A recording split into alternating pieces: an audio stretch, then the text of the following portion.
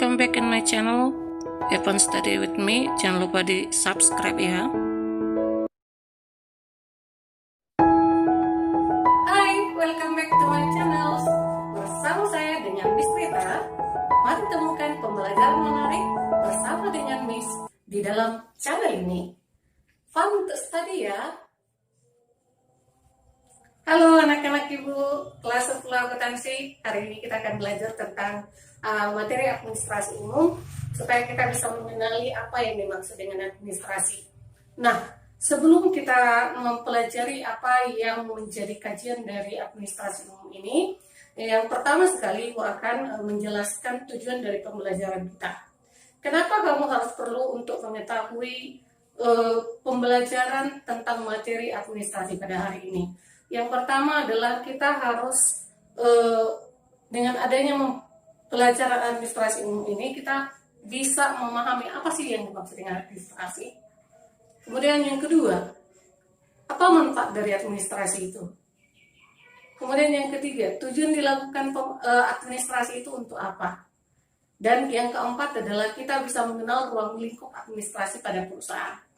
Nah, kita akan memulai untuk pembelajaran hari ini.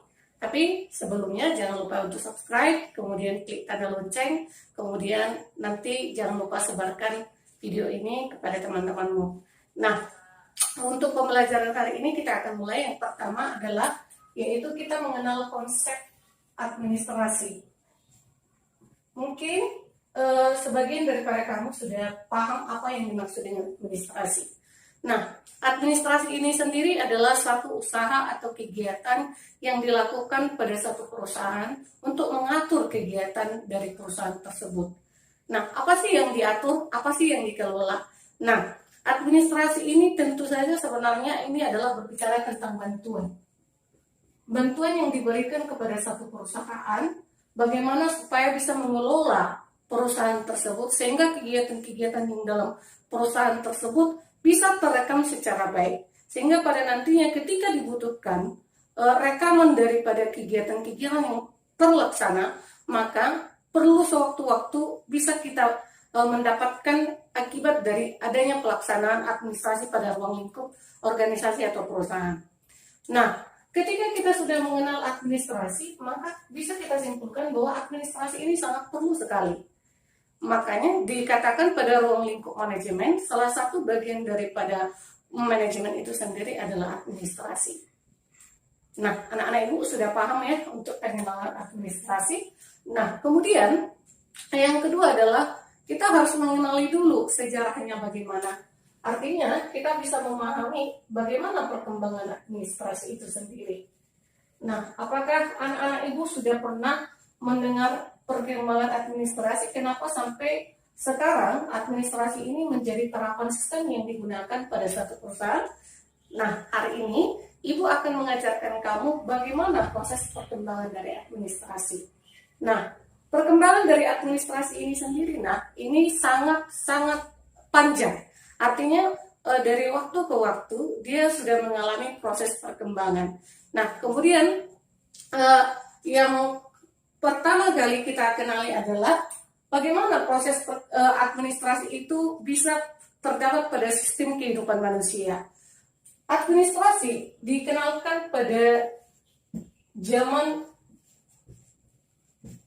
yang kita sebutkan pada zaman industri, ya. Namun konsep daripada administrasi ini sendiri itu terdapat di kota Roma, Italia, ya, di mana para sarjana-sarjana di sana pada akhirnya memiliki satu pemikiran yang sama, kemudian mereka mengenalkan administrasi itu sebagai sistem yang pada akhirnya akan membantu perusahaan atau organisasi untuk semakin lebih baik. Nah, pada perkembangan administrasi ada 4 tahap yang perlu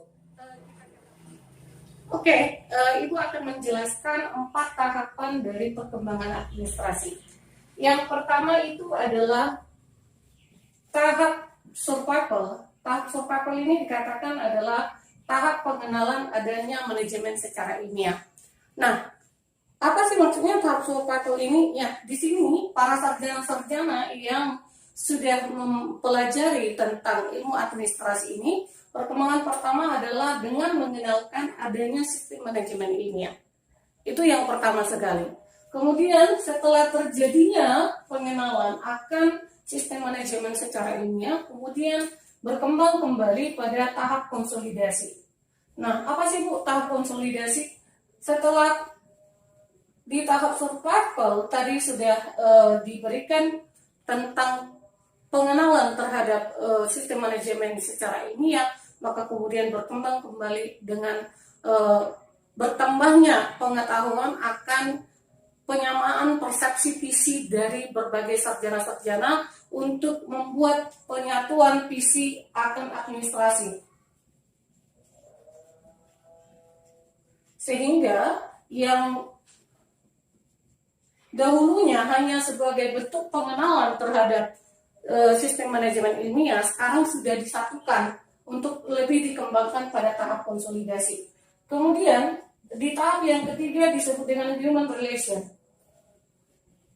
Human relation itu artinya adalah tahap di mana pengenalan pada sistem yang nantinya administrasi ini akan bisa untuk mengatur ketertiban di dalam masyarakat. Ya, bukan hanya di dalam masyarakat, ruang lingkup pada organisasi ataupun perusahaan. Jadi sistem itu kemudian setelah disatukan visi dan para sarjana-sarjana tentang perkembangan administrasi tersebut, kemudian dikenalkan kepada masyarakat sistem itu yang nantinya bisa mengatur. Kemudian keempat itu adalah sistem behavior. Behavioralisme ini adalah satu sistem yang dimananya sudah diterapkan, bukan hanya sebagai pengenalan. Ya, sistem yang tadinya setelah dikenalkan pola dasarnya yaitu manajemen ilmiah tadi yang berada pada tahap survival, kemudian di tahap konsolidasi ini ada persamaan setelah dikembangkan kemudian konsep daripada administrasi yang bagian daripada manajemen ilmiah, kemudian setelah sudah disatukan visi tersebut pada human relation dikenalkan kepada masyarakat, inilah konsepnya. Setelah dikenalkan bahwanya konsep ini akan mengatur tentang ketertiban yang terjadi pada satu masyarakat, yang terjadi pada satu pola hubungan organisasi ataupun satu perusahaan. Kemudian yang tahap keempat itu adalah penerapan ketertiban yang nantinya administrasi ini digunakan sebagai sistem yang mampu untuk menertibkan pola daripada masyarakat baik di dalam perusahaan ataupun organisasi. Nah, anak-anak ibu, berarti dari sini kita lihat bahwa perkembangan administrasi ini sudah sangat baik sekali. Sehingga sampai sekarang kita bisa mengenal adanya administrasi umum pada sebuah perusahaan. Oke, baik. Setelah kita mengenali yang namanya perkembangan administrasi, maka kita akan lanjut pada materi ciri-ciri administrasi. Kenapa kita harus mengetahui ciri-ciri administrasi ini? Tentu kita harus bisa untuk mengetahui dan mengenali. Sama halnya misalkan seseorang, kita bisa mengetahui bahwa itu adalah status yang kita kenakan kepada dia melalui dari ciri-cirinya. Ya, contoh kasus itu ya, yang mana kalau seseorang mengatakan ciri-ciri dari Ibu Rita itu seperti apa, Miss Rita itu seperti apa, tentu dilihat dari apa yang menjadi kategori, apa yang menjadi karakteristik yang terdapat pada ibu. Nah, ciri-ciri administrasi sendiri kita bisa melihat yang pertama, dia itu harus ada memiliki kerjasama. Ya, kerjasama di sini dikatakan adalah ketika kita sudah menerapkan satu sistem yang nantinya bisa mengatur, bisa mengelola, maka kita harus memiliki kerjasama. Kerjasama itu apa sih? Kerjasama itu adalah suatu kegiatan yang dilaksanakan dua orang atau lebih dalam proses pencapaian satu tujuan. Tidak akan mungkin bisa dilakukan kalau tidak ada kegiatan atau usaha yang dilakukan oleh para pelaku di dalamnya. Sehingga administrasi itu sendiri ketika sistem itu diterapkan perlu kerjasama yang diperlukan dari 2 atau 3 orang dalam proses kegiatannya. Nah, yang kedua, setelah kita melihat adanya kerjasama di dalamnya. Nah, untuk ciri-ciri yang kedua pada administrasi itu adalah pembagian tugas. Kalau kita melihat ciri-ciri administrasi ini pembagian tugas, berarti kita bisa melihat adanya pengelompokan tugas yang jelas. Sebenarnya pembagian tugas ini untuk apa sih? Pembagian tugas ini untuk bisa melihat bahwa adanya keteraturan antara pekerjaan-pekerjaan yang dilakukan. Artinya kerjasama itu tidak semeraut. Ya, misalkan contoh kasus kalau kita membersihkan selokan, tentu kan membersihkan selokan atau jalan raya ini akan terbagi-bagi penugasannya. Ada yang mengorek sampah, ada yang membuang sampah, ada yang melakukan pengaliran supaya air di selokan itu bisa lancar. Jadi ada pembagian yang jelas. Tentu ketika ada pembagian tugas yang jelas ini, berarti kita melihat keteraturan pada sistem itu. Itulah bisa kita lihat pada administrasi. Jadi kompleks daripada pengertian administrasi ini kita buat secara luas. Kemudian yang ketiga adalah administrasi itu harus memiliki tujuan. Tujuannya apa? Sebuah perusahaan atau organisasi dalam mengadakan kerjasama tentu dia untuk mencapai tujuan. Nah, tujuan itu sebelumnya sudah ditetapkan, baik di dalam satu organisasi, baik dalam suatu perusahaan. Jadi jelas bahwa kita lihat dengan adanya tujuan pada sebuah organisasi ini tentu akan ada yang dicapai. Kemudian untuk yang keempat, adanya sistematika proses. Apa sih yang dimaksud dengan sistematika proses? Nah, sistematika proses itu adalah suatu proses yang dijalankan itu diatur secara berunut, ya, dari tahap pertama ke tahap kedua, ke tahap ketiga, ke tahap keempat, ke tahap kelima. Jadi dia berurutan, ya, tidak artinya tidak kacau balau. Ada urutan yang dia buat. Pada administrasi itu pengelompakan tahapan-tahapan ini harus jelas, ya, harus jelas karena dengan adanya tahapan-tahapan ini bisa kita lihat bahwa memang pada pengelolaan sistem administrasi ini sangat teratur sekali. Oke, baik. Setelah kita memahami ciri-ciri administrasi, maka kita akan masuk materi yang keempat, itu adalah fungsi administrasi. Ya, fungsi administrasi ini dibagi dua. Yang pertama secara umum, kemudian yang kedua adalah dalam bidang keuangan.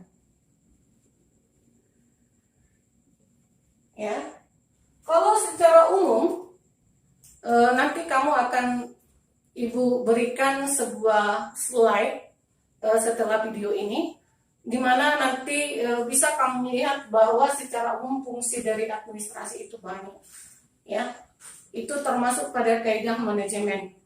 Tetapi yang akan kita tekankan yaitu pada bidang keuangan. Apa sih fungsi administrasi dalam bidang keuangan? Fungsi administrasi dalam bidang keuangan yaitu pertama adalah proses pencarian dana. Kenapa kita butuh dana? Kenapa seorang administrator keuangan itu adalah pelaku administrasi keuangan? Kenapa dia perlu untuk mencari dana? Tentu untuk mendirikan sebuah perusahaan atau organisasi akan membutuhkan modal. Seperti yang Ibu jelaskan pada materi etika profesi kemarin, bahwa modal tidak hanya berbicara pada uang. Modal itu berbicara kepada segala sumber daya yang kita perlukan dalam proses kegiatan daripada pengelolaan perusahaan ataupun organisasi.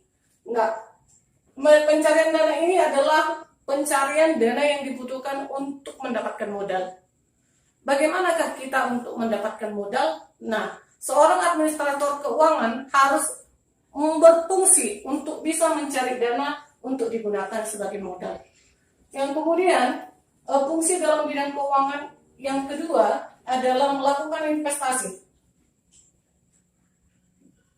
Apa sih maksudnya Bu melakukan investasi? Nah, tentu kamu sudah pernah mendengar apa yang dimaksud dengan invest. Ya, invest itu adalah proses penanaman modal. Investasi dalam perusahaan itu dikenal dengan investasi jangka panjang dengan investasi jangka pendek.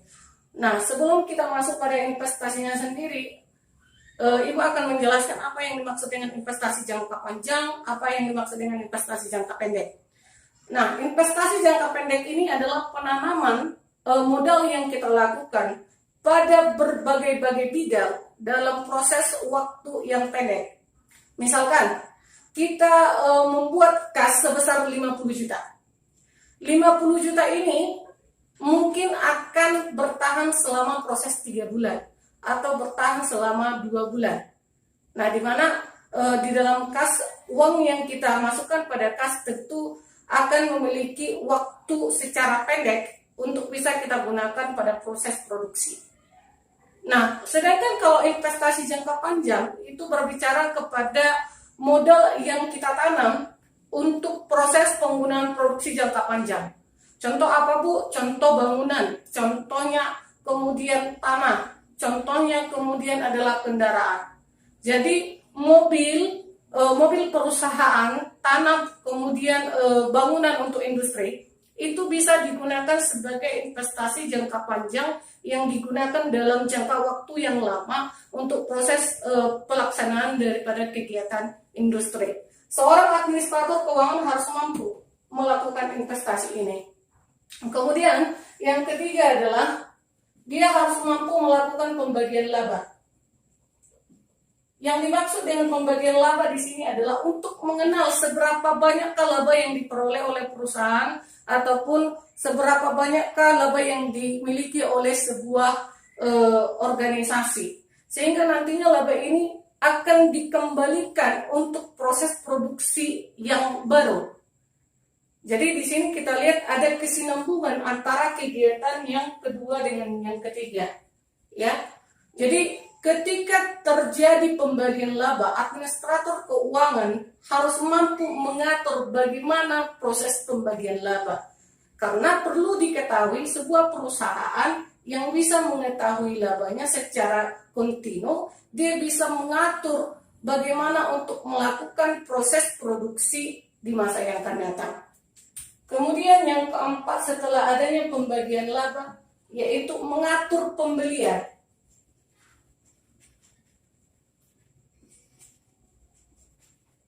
Mengatur pembelian di sini artinya berarti bahwa selain pemasukan perusahaan ataupun organisasi pasti akan melakukan pengeluaran.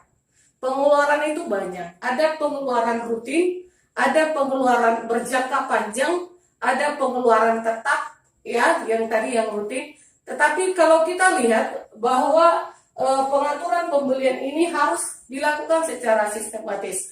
Kalau dilakukan secara sembraut, perusahaan pasti akan mengalami kerugian. Seorang administrator keuangan harus berfungsi untuk bisa mengatur pembelian. Ya, nah ya.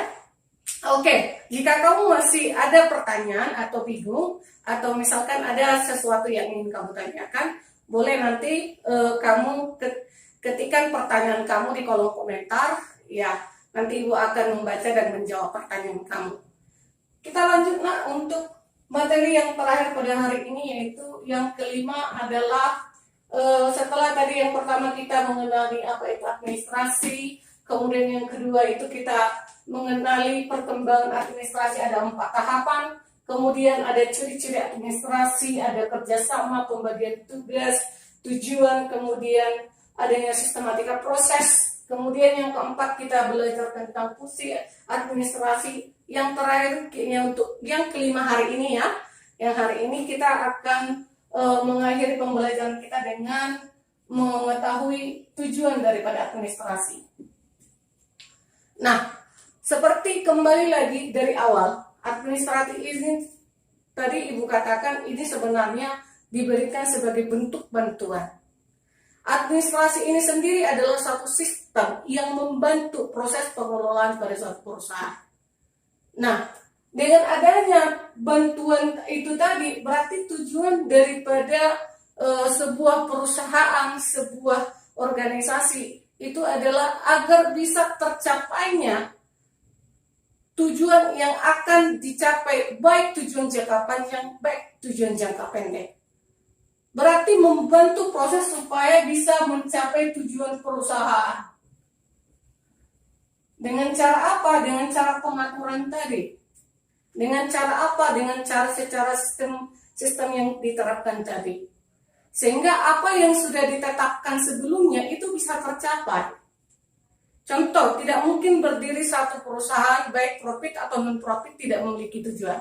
Tidak mungkin sebuah organisasi bisa berdiri kalau dia itu tanpa tujuan. Pasti ada tujuannya. Nah, administrasi ini sendiri itu harus bisa mencapai atau memenuhi target daripada tujuan organisasi ataupun perusahaan. Oke nak, untuk hari ini berarti kita sudah melengkapi materi kita dari mulai pengenalan, ciri-ciri, tujuan, kemudian perkembangannya, kemudian adanya tahapan-tahapan. Semoga ilmu yang Ibu sampaikan pada hari ini bisa bermanfaat bagi kamu. Dan untuk soal latihanmu, untuk tugasmu hari ini, boleh kamu lihat di deskripsi pada video ini. Jangan lupa nak untuk tetap semangat belajar. Salam sehat. God bless you.